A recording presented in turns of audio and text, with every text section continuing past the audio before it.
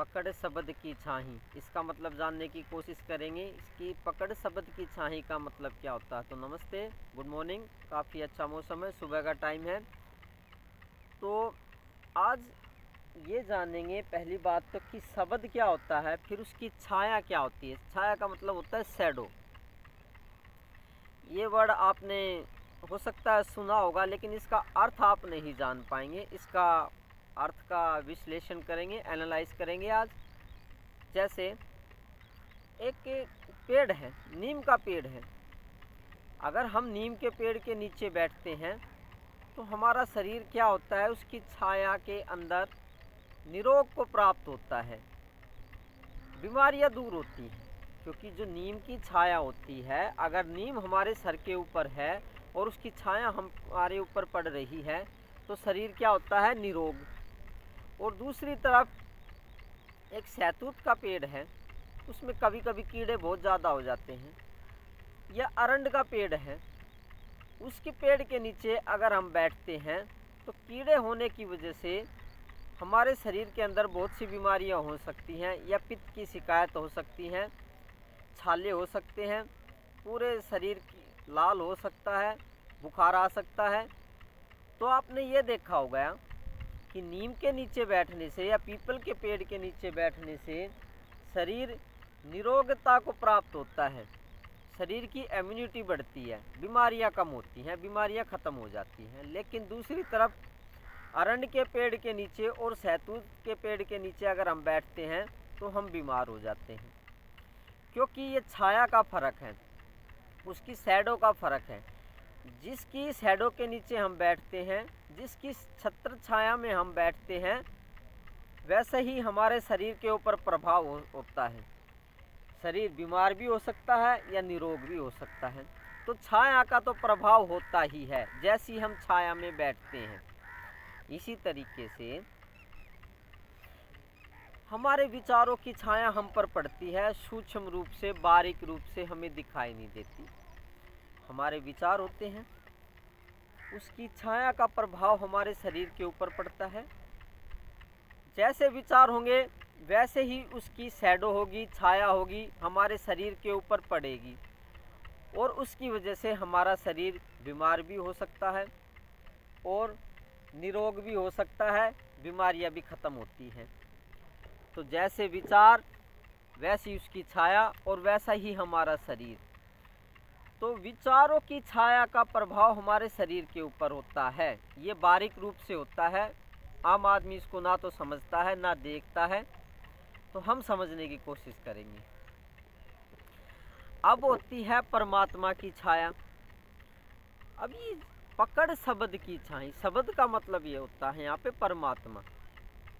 मान लो आप आकाश मंडल की तरफ देख रहे हैं, ये आकाश है, ये स्काई है, आप यहाँ पे देख रहे हैं, और आपको अपने सर के ऊपर परमात्मा दिखाई दे रहा है।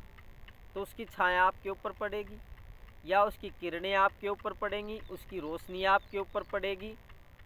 तो शरीर निरोग होता है, शरीर जन्म मरण से रहित हो जाता है। जैसे उसकी छाया पड़ती है तो बुरे विचार, बुरी भावनाएं, अहंकार, कोई भी ऐसी चीज़ें, कोई भी ऐसी एनर्जी, कोई भी ऐसी ऊर्जाएं जो हमारे शरीर को दुखी कर रही हैं, प्रभावित कर रही हैं, हमें वो चीज़ें छोड़कर चली जाती हैं। तो बार बार कहते हैं कि जो छाया होती है वो शब्द की, शब्द का मतलब होता है परमात्मा। छाया हमेशा परमात्मा की ही अच्छी होती है। तो इसलिए कहते हैं पकड़ शब्द की छाही। आप अपने सर के ऊपर दूसरी वस्तुओं की या नेगेटिव एनर्जी की या बुरी सोच की छाया आपके ऊपर 24 घंटे बनी रहती है, या पूरी ज़िंदगी बनी रहती है, या कई कई जन्मों से बनी रहती है।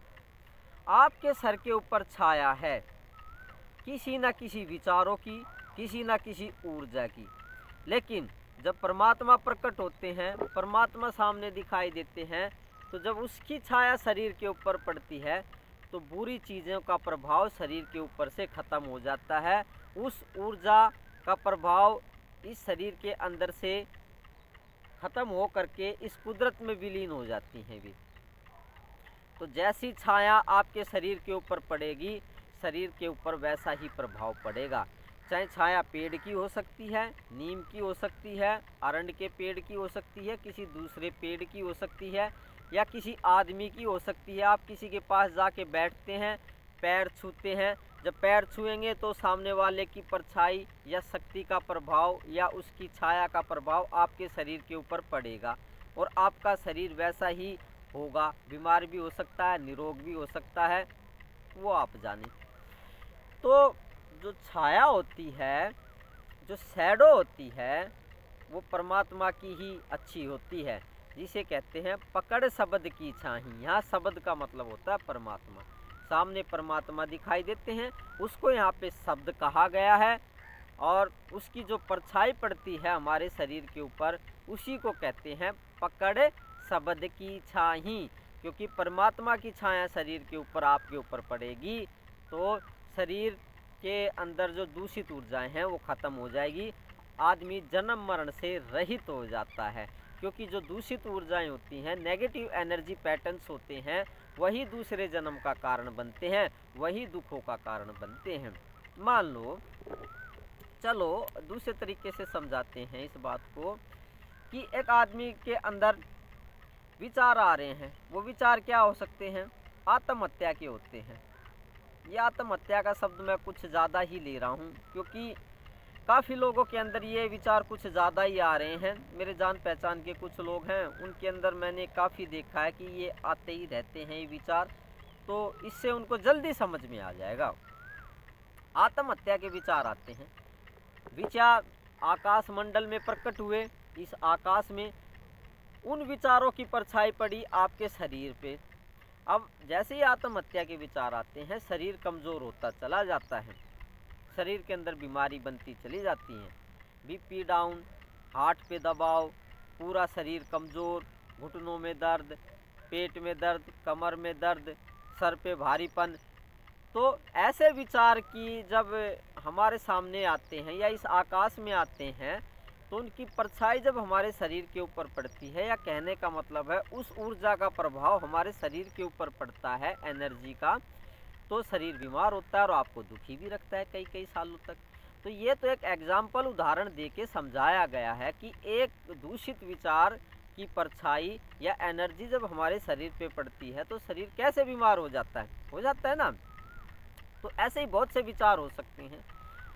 तो इसलिए कहा गया है, अगर परमात्मा वायुमंडल में, इस आकाश में परमात्मा प्रकट होते हैं और उनकी परछाई जब हमारे शरीर के ऊपर पड़ेगी या उनकी रोशनी पड़ेगी या एनर्जी पड़ेगी, तो ये विचार जो आत्महत्या के हैं भाग जाएंगे। तो इसलिए कहा गया है कि पकड़ शब्द की छाही, पकड़ राम की छाही। परमात्मा प्रकट होंगे तो शरीर के ऊपर उसकी परछाई पड़ेगी और दूषित ऊर्जाएं, एनर्जी पैटर्न धीरे धीरे धीरे धीरे चले जाएंगे। टाइम लग सकता है। तो इसलिए छाया तो उस परमात्मा की, उस शब्द की ही सर्वश्रेष्ठ है। इसलिए मैं बार बार कहता हूँ, पकड़ शब्द की छाही, पकड़ राम की छाही। सब बुरी ऊर्जाएं, देवी देवता कुछ भी है, सब भाग जाएंगे, सिर्फ एक परमात्मा शेष रह जाएगा। दुखी करने वाले विचार, एनर्जी पैटर्न्स विलीन हो जाएंगे इस कुदरत में। धन्यवाद आज के लिए।